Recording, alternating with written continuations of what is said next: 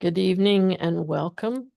My name is Barbara Grosh, and I'm the president of the League of Women Voters of the Rochester Metro Area.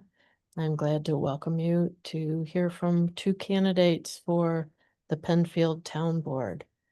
The League of Women Voters is a nonpartisan organization. We do not endorse either candidates or parties.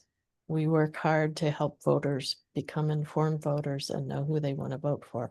So these debates are one way that we do that. We also provide vote411.org, which is our online voter guide.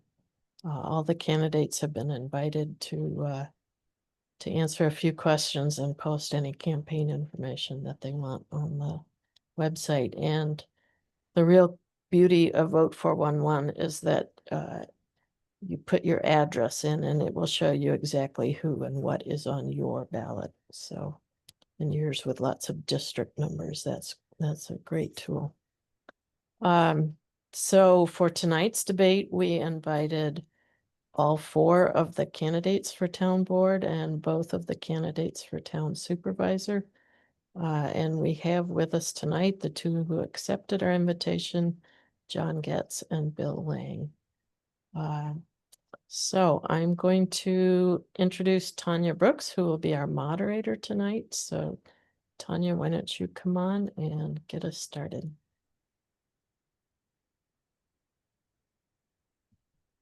Hi. John and Bill, would you like to come online so we could begin our questioning?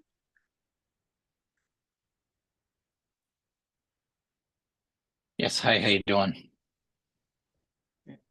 Good evening, Aaron is our Tanya. timekeeper. Hi.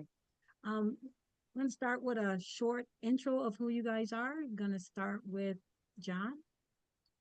Very good. First, thank you again, Tanya, and the League of Women Voters. This time is truly appreciated, and the work that you all do is really appreciated, especially in today's times. Having this opportunity to educate folks is such a wonderful idea, and the work that you do is appreciated. With regards to me, I have lived in Penfield with my wonderful wife for 27 years.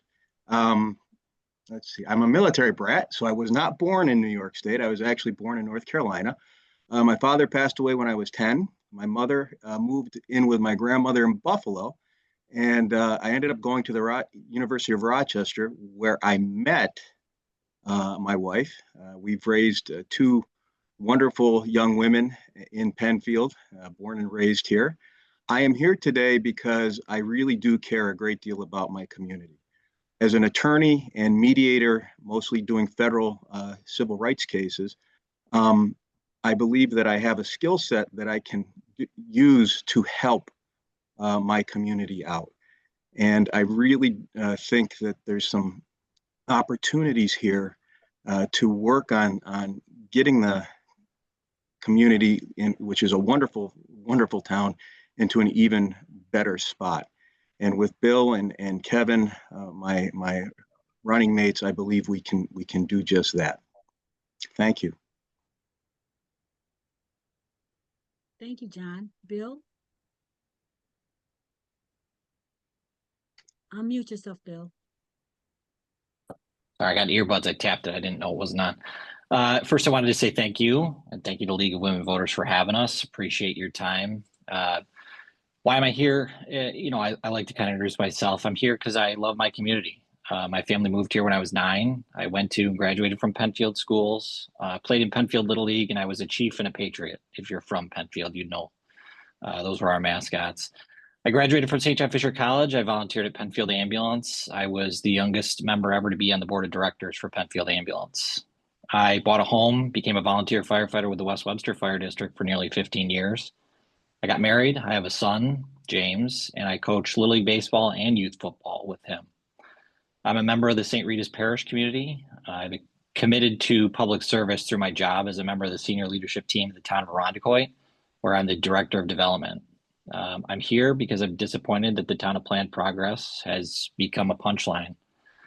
I'm discouraged and have seen firsthand how dangerous our roads have become, and I'm dismayed when I hear reports from town employees about the untenable situations where they work. I'd like to change all that. I want to be someone that you know will always answer your questions, even if the answers may not be what you want to hear. I'm a committed communicator. I have a zero inbox policy. For email, text messages, I always answer the phone, and if not, I always return your call. I'm used to working and I thrive in local government where I have the relationships and the connections to bring additional partnerships to our town that I think will move us forward. We can do this together, and with your help and support, I look forward to accomplishing all that with you. Thank you. So we're gonna start the questioning. We'll start with Bill. Bill, you have the first question. What should our town's priorities be? Well, one of the biggest priorities that we talk about as a slate of candidates and a team here is really we need to look at the safety of our roads, both for pedestrians, bicyclists, and travelers alike in cars. I know the supervisor candidate in our slate, Kevin Barry, brought it up today when he was on Connections that one singular intersection in our town has 6 times the statewide average for accidents, and that's 441 and 250. And, without any studies or really looking at those problems and why they exist, we're never going to find a solution. So I think that's really our priority one is, the safety of our residents and how do we get to a point where we can have conversations about getting to the solutions to problems like that. And we have many problems. And like I said, through collaboration, we can find solutions. Thank you. John? Um, It's not and as a, possible. oh, I'm Go sorry. ahead. I can give you a question. I'm ready. Okay, I'm sorry. It's not possible to anticipate every issue that will come up over the next 4 years. What principles or values will you use when making decisions, regardless of what the issues is? Good question. So the first part of that gets to communication. So when issues arise, and I noticed those types of situations many times in some of my other roles. When I was the president of the Monroe County Bar Associations, the issues hit you. You think you can control things, you really can't.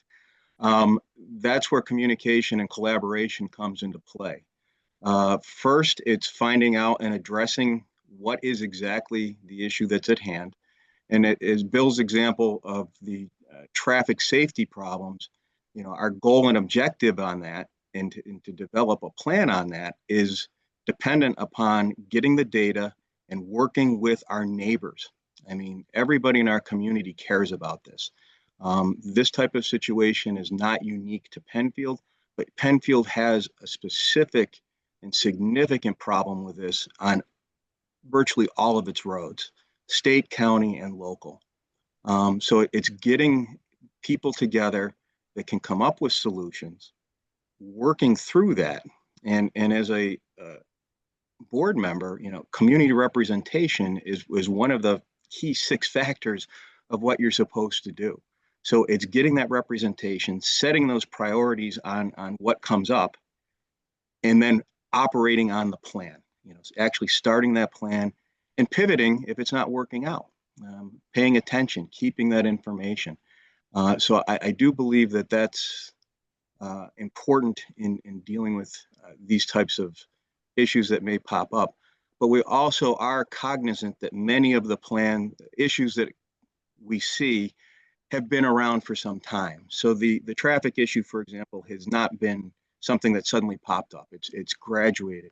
Just like some of the, as Kevin had mentioned, there's infrastructure, or Kevin mentioned this morning, infrastructure issues that we need to address. And then also the transparency, that gets back to that communication. Thank you. I saw my time is up. I want to apologize, John. I didn't let you answer the first question. I'm really sorry. So That's the okay. question was, what should our town's priorities be? Well, I think, again, just to follow up with what Bill was saying, clearly when listening to folks, the traffic issues, the transparency, and town code and infrastructure, I think are the 3 key pillars of what we need to look at. Getting back to my background as an attorney, I have the privilege of being on what's called the CPLR Advisory Council, where we actually look at laws through the state and help through the New York State Bar Association in formulating that process.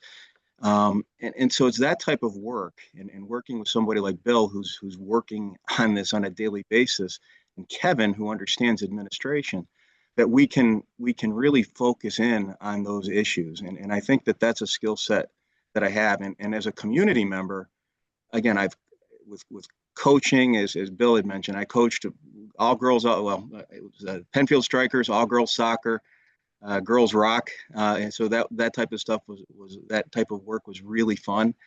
But I saw as well some of the other needs that go beyond those three key issues, which still focus on infrastructure and safety, but making sure that we keep our community vibrant and inclusive with different programming.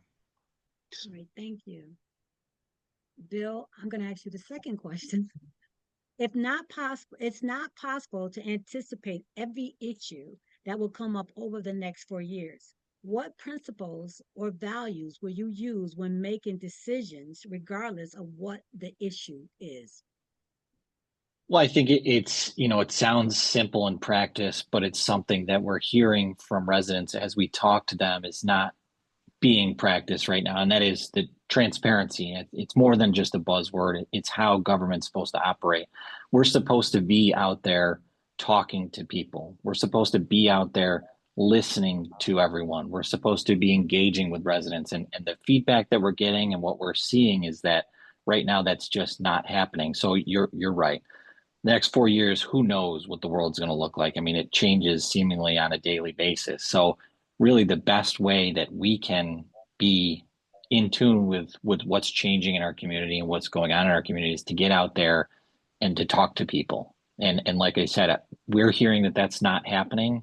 It's a select group of people that are being listened to at town hall. And I think, both John and Kevin and I as a team are looking to get out there and listen to, not only our allies and folks that support us, but also those that don't. It's important to get that feedback from everyone.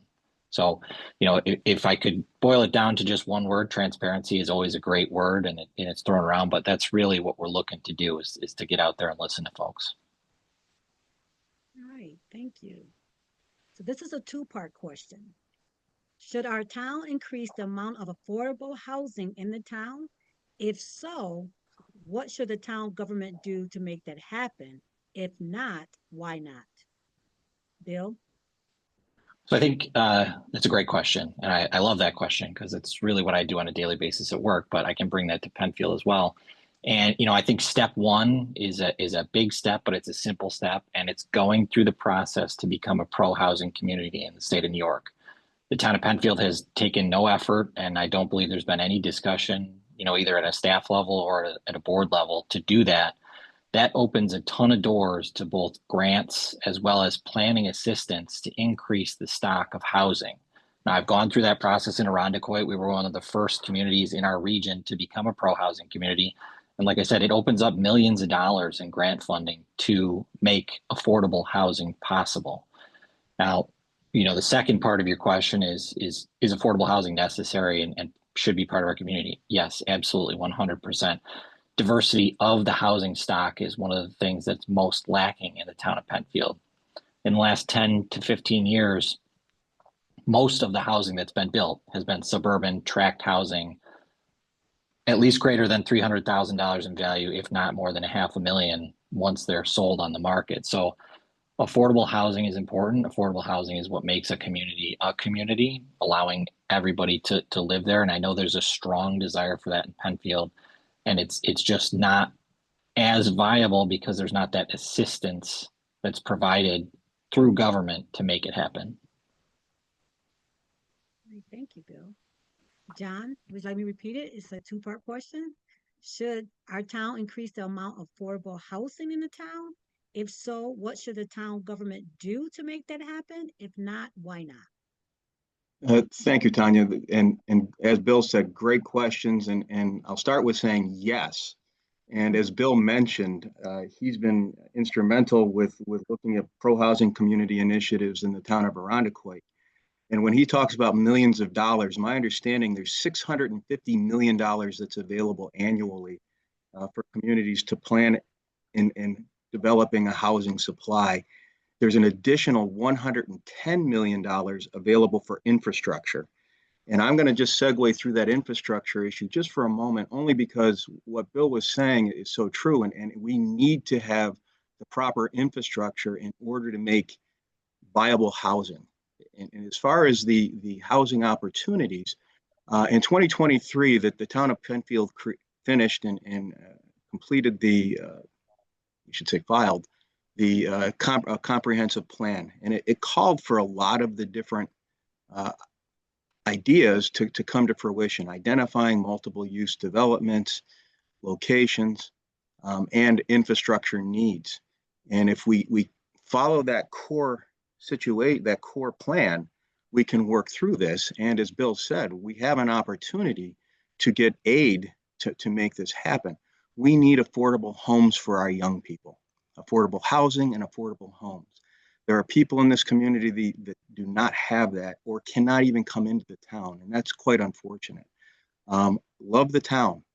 We can locate and make these things happen through infrastructure and development and through getting that type of multi-use development implemented in a more planned way. Thank you. John, this is your question. Do you think the town offers significant recreation and other programs for its youth to keep them healthy and engaged in positive activities? I love this question because, as I said, one of the most favorite things I've ever done in my life is coaching. So the short answer is, I think the Penfield Recs and Park departments are excellent. They do excellent work. I would suggest that we've focused a lot on the younger children, which is wonderful. I do think there's some opportunities for some of the older children that goes beyond what I would call clubs and an overabundance of transparency. As I mentioned, I was a president of the Penfield Strikers in addition to a coach, which is a town club. But I think that there could be some opportunities to work with some of the older children, the youth, and come up and ask them, what would they like to see come up? There's many different wonderful locations in our town for getting the youth into the parks and getting them into the recreation center. I'm hopeful that we can build on that, by the way. Right now, I think our rec center is needing help. It's needed help for a while, in my opinion. I'd like to see that improve. But there are opportunities to increase, I think, engagement with our younger, our older youth, in addition to some of the programming that goes on for the little ones, so to speak. Thank you. Bill, do you think the town offers significant recreation and other programs for its youth to keep them healthy and engaged in positive activities? I think one of the great things about Penfield is the variety of different recreational opportunities it offers the youth. You look at your Parks and Recreation guidebook that comes out each season, and it is got a wild variety from sports to dance to, bridge to, any number of activities. So I think our Parks and Rec staff does a great job with not only filling that book with as many opportunities as possible, but also keeping up with the trends and kind of evolving recreation to meet the needs of the youth. What I will say is that there are always shortcomings and ways to be improved. One, I think they are underfunded. And as a user with a child of probably the age we're looking at, something as simple as summer camps. You go to sign your child up for summer camps, and the waiting list is 100 or 200 children long. So there's clearly a demand there. And I think conversations should be had on, is this a priority or is it not? And I think it should be a priority. Any other, element that John kind of touched on is our recreation center is at this point woefully inadequate for the amount of people that it's serving. And I know we've started to look at what does the future look like to rebuild that facility. But again, not to, beat up the pro housing designation, but a lot of the grant funding available to look into that is only possible if you're a pro housing community. So taking those initial steps to get there is a necessary evil that's just not taking place. So the short answer is yes, I think the town does a nice job, but I think there's a lot of ways that we can really improve and evolve the recreation programs available. divisiveness. Thank you. So, Bill, there is a great culture of divisiveness going on nationally. How does it affect us here? Is there a role for local government to play to keep things peaceful? Well, I think all government is local is a theme that we like to talk about. And a lot of the decisions and a lot of the things that affect people the most are at a local level. So I like to kind of keep the conversation to what effects can we have at a local level? And that is what I kind of talked about earlier, is to avoid the divisiveness that we see kind of prevalent in our environment that we're in right now, is to have those conversations that I kind of talked about earlier. Is it's not only listening to those that support you and those that are the loudest, but it's listening to all voices, and it's trying to look for the common themes that really we're much closer together than we are divided. And local government plays a role in that.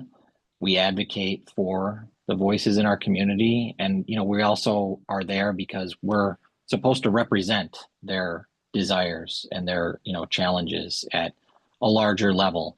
And I think we bring to the table something that our opponents don't necessarily, and that's we have the relationships with our government officials at the county, the state, and the federal level to bring funding opportunities and listening opportunities to residents that they just don't currently have.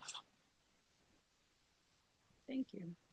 John, there's a great culture of divisiveness going on nationally. How does it affect us here? Is there a role for local government to play to keep things peaceful? Yes, Tanya, just as Bill was saying, these are our neighbors. The irony is this: I just learned the vast majority of elected officials, 96%, are basically local officials, not the state or federal, but the actual towns and local. The people that we're talking about are our neighbors. These are the people that we live with. We all, as Bill said, we all have common goals, and some of them are quite simple. Everybody wants to have the opportunity not to be worried about their children getting injured going to school. Everybody wants to make sure that they have such wonderful things like working infrastructure. People want to have these things. And I think what I have found, just as I think Bill was saying, I have found a lot more common ground by just walking around and listening to folks in our community to see what's happening. I've loved the diversity of discussion.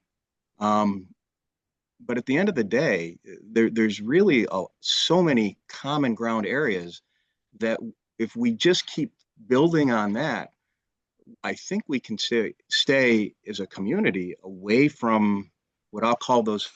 They're not far away because we have to deal with it every day, but those issues that seem to divide. And I think when we start getting into the common ground parts, we really do see that. Thank you. So, John, what can town board members do to make Penfield a place that will remain competitive with other great places to live in the coming years? Wow, that's wonderful, because first of all, I will say I am a homer. I think Penfield is a wonderful, wonderful place to live. But I think it starts with getting back to something Bill said earlier, which is planned progress. We have a motto of being planned. We actually have a comprehensive plan, and it talks about how do we develop better, safer communities? How do we develop relations with businesses that fit into our community? Not everything fits into every community. That's why there's a big region. And we have those opportunities to do it. And as a council member, again, we have that representation. And getting back to one of your other points, Tanya, these priorities and direction are key, because one of the things I've learned is you always have to have the 5-year plan, the 10-year plan, the 20-year plan. Where do you want to be? Because that type of forward thinking allows our children and our children's children to have really nice places to live. As far as the legislative authority, part of the job, I would suggest that our town is in need of some development there too. And what I mean by that is Some of our town code is outdated, in my opinion. And there are ways that we can fix that help us stay competitive and also keep in mind that we are resident focused, that we want to have the people who live here have the best lives that they can have. And that includes housing, business, and also getting back to the getting to parks, for example. So we have these wonderful parks. We want to make sure that our families can get there safely. Thank you.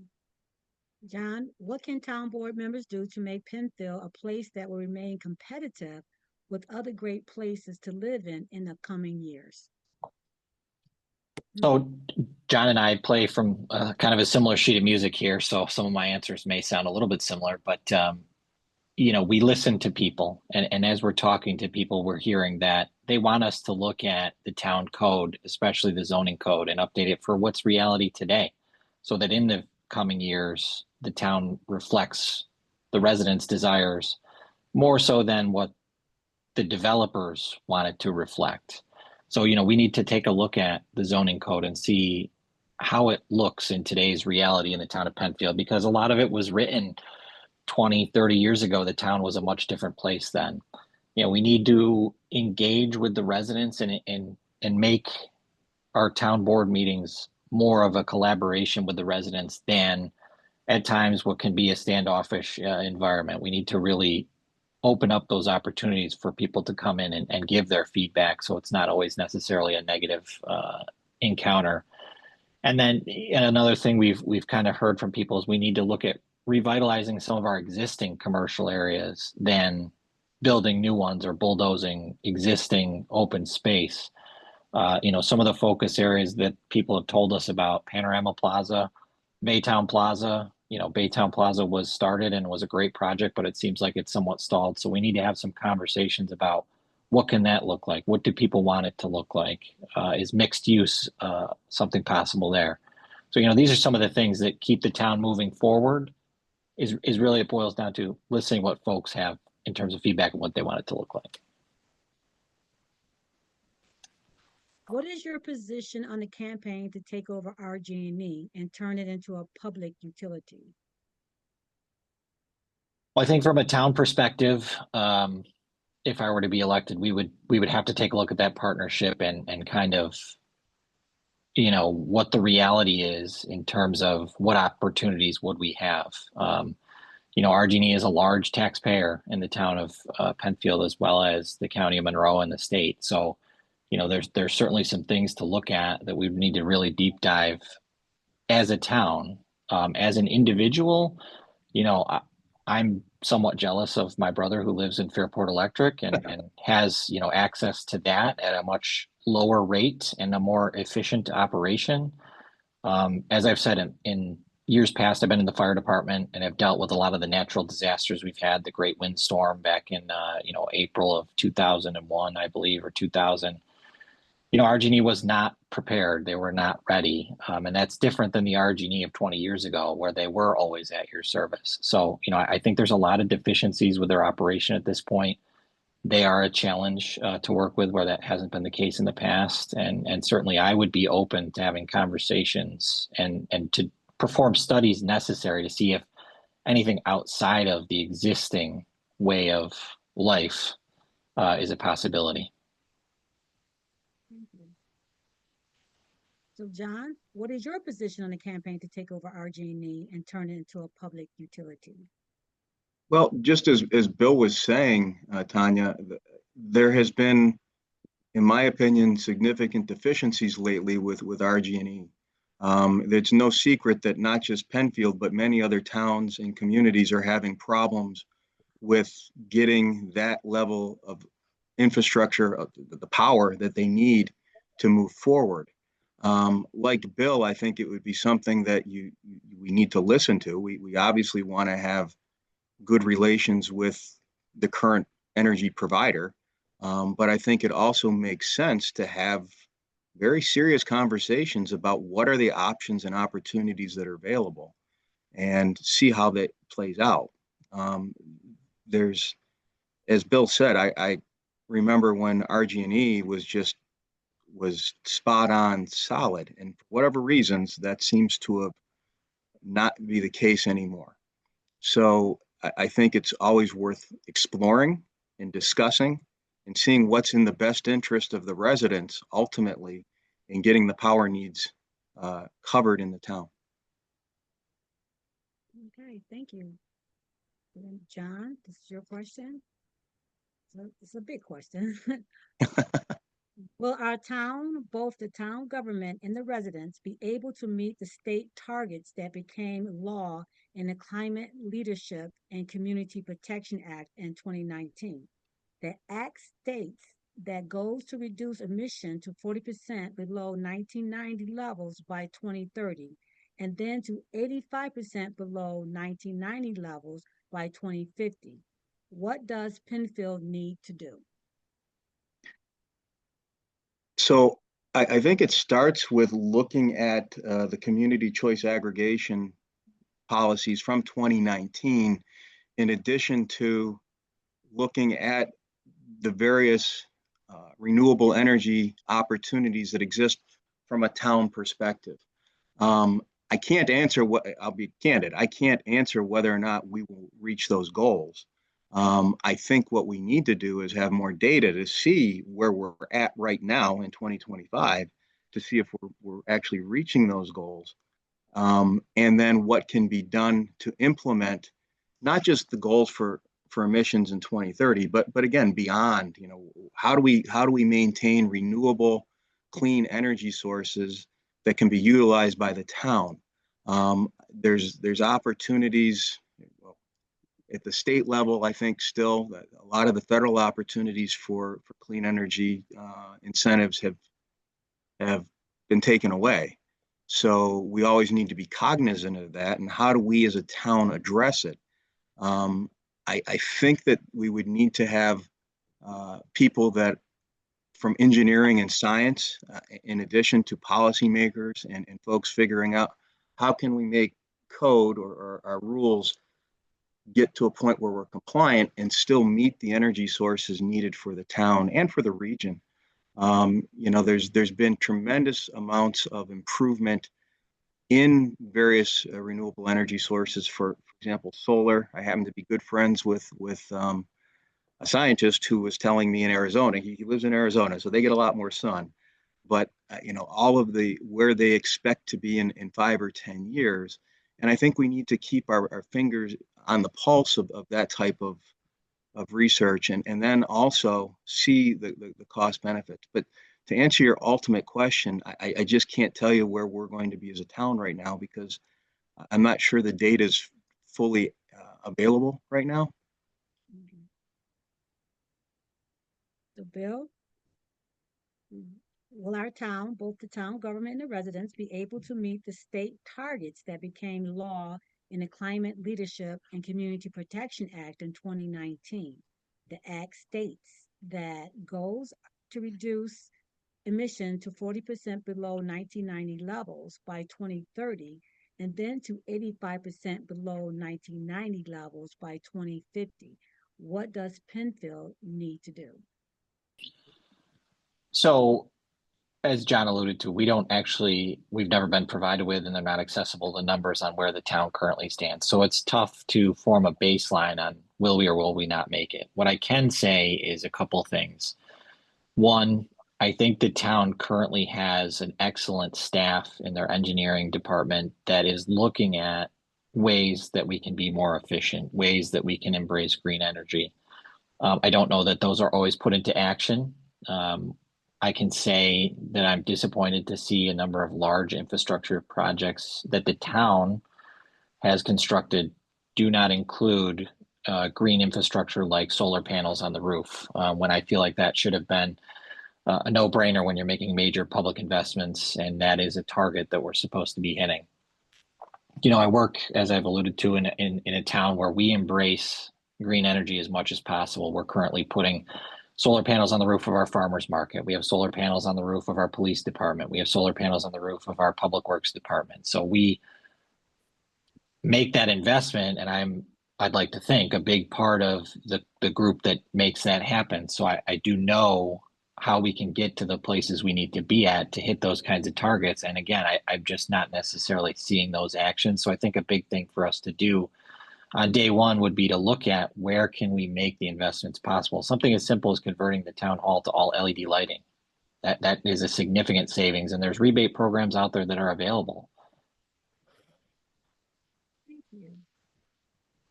Okay, Bill, this is for you. Many people don't understand what the town government does and how it shapes our community. What will you do to make local government more visible and accessible to the residents? Well, I think that is certainly true. You stop somebody in Wegmans and ask them who's on their town government. Most of the time, they're not going to be able to list off the names of folks that they've elected. I think it starts with being accessible, which was part of the question. Is you need to be out there at events. You need to be out there in the community. You need to be somebody who is visible and who is accessible. I talked about in my introduction that I'm a zero inbox policy guy, and I think that goes a long way. As many times when you hear disenchanted or disappointed folks in the community, they use the line, "Well, I reached out to so and so, and I've never heard anything back." I'm happy to say I've never heard anybody say that about me. They may say that the answer I gave them wasn't exactly what they wanted to hear, but they certainly would never say they never heard back from me. So I think that's where it starts. Is you need to be accessible. You need to be accountable to answer questions, even if they're difficult.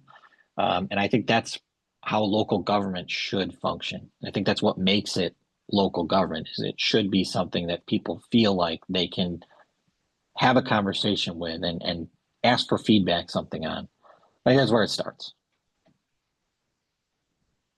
Okay, John, many people don't understand what the town government does and how it shapes our community.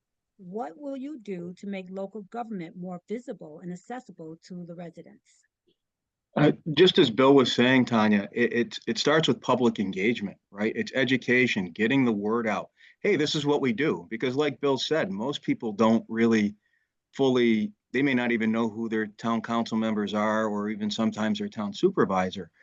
And that's okay. It's our obligation, if we should be successful, and even if we're not, to inform people, this is what town council does. This is what the town supervisor does. It's that engagement. And just to also segue into what Bill was saying a moment ago, there's so many different committees and opportunities in the town of Penfield to get people engaged once you start with the public engagement. And what I mean by that is the history, there's take your pick. There's so many different opportunities that there's something there that somebody in our community may want to be a part of, but you don't know what you don't know. And if they don't even know that these exist, then shame on us as a town to not letting our neighbors and friends know that. Because I will say this, there's some really, really bright people in our town, and they've got some great ideas. And it seems that if we can just get that engagement out there and ask them to be involved. If they say no, no problem. But it's amazing how many people say yes when you start asking them.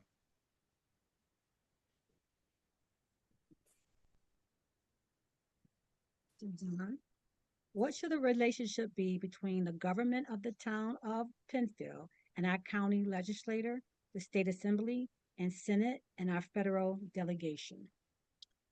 What a wonderful question, Tanya. I think we shouldn't be fighting with each other. We need to be collaborative. And one of the things I've learned in my mediation hat is you start with, okay, where are people and how do you bring them together? Everybody should have common goals and objectives. Obviously, those goals and objectives change from region to region, and there's competition, so to speak, with each town. But at the end of the day, if we collaborate with each other, we can get a lot more accomplished than if we're fighting with each other. So I think that the roles need to be, we work for our residents, we work for our constituents, no matter what level you're at. That's your job, not to fight for them, but to work for them, right? And so I would suggest that some of the good things that are on the table right now is I've had the privilege of knowing Samra Broke, and I've known Jennifer Lunsford for example, before she was an assembly member. Adam Bello, Joe Morelli, working with these folks, even Jamie Romeo, our county clerk, she provides, her and her staff provide valuable and necessary services. And to collaborate with them can ultimately make not just our community, the town of Penfield, better, but the whole region better. And we're all in this together. There's that connectivity that if Penfield's doing well, I would suggest other towns can also do well, and vice versa. If we just get that collaborative nature going back, and it works all the way through at the county, state, and federal levels. Thank you. Bill, what should the relationship be between the government of the town of Penfield and our county legislator, the state assembly and senate, and our federal delegation? Well, I think it should be at a minimum, it should be adversarial. I think we should collaborate on almost everything. The goals are common. We're working for the will of the people. We're looking for what is the best course of action in order to serve our constituents. And I think, as John alluded to, I 100% agree, is we have relationships with those that are already in those elected positions you mentioned, in the county legislature, in the state assembly, in the state senate, at county executive's office, the county clerk's office. These are people that we work with on a daily basis now. We have those relationships, and we can only build the strength between the town, the county, the state, et cetera, by using those relationships to the benefit of the residents. So I think, with our team, voters and residents of Penfield would immediately be given access to a more collaborative line of work between all of those parties, instead of what can be seen as kind of a not positive experience that we're currently seeing. Thank you. So as we come to this last question, audience, if you would like to pose a question to either John or Bill, can you put it into the QA? And when they finish this last question, we'll come to the QA to get any of the audience questions. Okay, so Bill, do you think the walking and biking infrastructure in Penfield need improvement? I would say 100%. Yes, it does. Penfield, I don't know, would be on many people's radars as a friendly place for pedestrians or for bicyclists. Now, one of the things the town's done in the past that I do agree with is requiring developers to install sidewalks with any new developments. And Penfield in general has a great sidewalk infrastructure network that they're continuing to invest in. But I think we really do need to look at some of the ways to make the roads that exist more friendly for pedestrians, more friendly for bicyclists, and really safer for both. Penfield is definitely not considered a walking community. There's opportunities to create networks of safe areas for travel for both bicyclists and pedestrians that I think that we really need to look at. And we can leverage some of the partnerships with community organizations that exist that advocate for those types of things. I think there's a lot of great ideas, as John talked about, and smart people that have already looked at these issues that we're not leveraging as a town in order to create a safer environment for bicyclists or pedestrians. Okay, so John, do you think the walking and biking infrastructure in Penfield need an improvement? Like Bill, and notwithstanding my physique, Tanya, I love to bike. I love road biking. And like Bill just said, Penfield, sadly, we've seen people get killed cycling in our community more often. And then as somebody who's actually been hit on one of our roads, thankfully I didn't get seriously injured, but that person did not stop. Part of it is, as Bill said, the infrastructure is just not there. And so never mind the older guy, I would not let my children ride in certain areas of our town. We would literally take our bikes to somewhere so they could bike. And so, for example, the canal path, which is not in Penfield. And as Bill said, there are some really smart people out there that are already looking at ways to get the connectivity and to think through the infrastructure as to what would be best to get the connectivity of our town working for both cycling and walking. I think that this is something that can be done, and we can even implement some of the wonderful parks that we have in our community to make the walks A, more direct to locations, and B, even more enjoyable. I am glad to see that there's been sidewalk infrastructure. I'm hopeful that we can even improve on that because as somebody who had sidewalks growing up, I found it weird that we would have sidewalks that stopped in one spot and then continue and stop again. Thank you. So we didn't get any questions in the Q&A, so I'm gonna have both of you guys do a wrap up. We're gonna start with, I think, John, you opened, right? So Bill, I did. you could get the first, go at your, just a wrap up of what you want to tell the folks about anything. Sure. So I think quickly, our promise is that we're here to listen to you. We are active in the community. We are invested in the community. We are, for most of us, almost lifelong residents of the community. So we have the passion, we have the roots, and it's more than a position to us. It's something we're passionate about. And I think, campaigning on saying that Penfield is great the way it is and more of the same is the way it should be is not something that people should be looking for. They should always be looking for individuals who are willing to ask the tough questions, listen to the feedback, hear what people are saying, and evolve the community to really reflect what people want. So I think, my message or mantra to folks is that if you're looking for people that are going to listen to you, that are going to do the work that you want them to do as an elected official, well, then I'm your guy. If you think life is great and can never be better than it is now, then unfortunately, I might not be the guy. But I always think that both individually and organizationally, there's room for improvement. There's room for evolvement, and I see Penfield as the same. It's got a ton of promise and a ton of opportunity, and I'd like to be a part of the group that helps it realize its potential. Thank you. John? Thank you, Tanya. And just as Bill said, it's about community, communication, and commitment. And like Bill, we love this community. I've met so many great people. I've lived here longer than any place I've ever lived before. The communication and opportunities are truly a privilege if I were to be elected. It's a privilege that I would not ever take lightly. I've been so blessed with opportunities in some of the other positions that I've held, again, as with the Monroe County Bar Association. Right now, I'm currently one of the vice presidents for the New York State Bar Association. I've been on panels and met with people all throughout our country, really. And what I've learned is giving back is the best feeling you can get.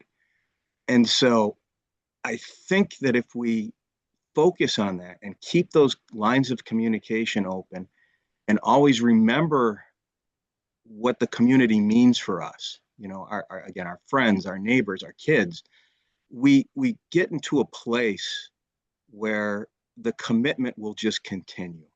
I never thought I'd be doing this. I'll be candid. I never thought I'd be doing this, but I want to try to show that we can be the change we want to see. Like Bill said, if you're good with what's going on, good. Yeah, then maybe Bill and I don't want to speak for Bill, my friend, but maybe I'm not the best person for the position. But I'll tell you, and I'll use this as an example. I'm the type of person where I do like to continue on and push forward because that's how you make things better. You always need to keep looking, how do you make things better? Nothing's ever perfect, but you always strive to become better.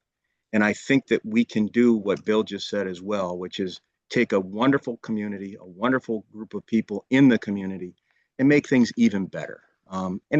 Some of it is easy, some of it not so much, but that's okay. That's what we signed up for. I can tell you that my commitment would be to remember that. And I'm putting it on the record. So I ask people to remind me of that. I welcome feedback.